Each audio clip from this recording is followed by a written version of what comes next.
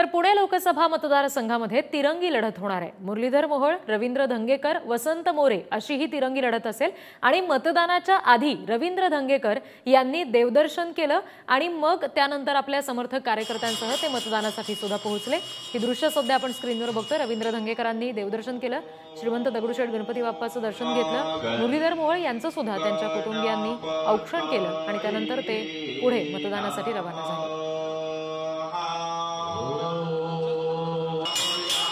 मी पुणेकरांचे मनापासून आभार मानेन।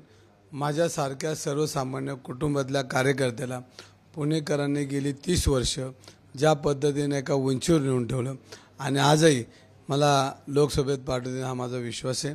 गेल्या 2 महिने प्रचार करत असताना ज्या पद्धतीने मी लोकांमध्ये पोहोचलो आणि जे आशीर्वाद दिलेत ते आशीर्वाद मला पूर्णपणे विश्वास देतात की मी लोकसभा निवडणूक प्रचंड प्रमाणामध्ये मताधिक्याने जिंकेल हा माझा विश्वास आहे।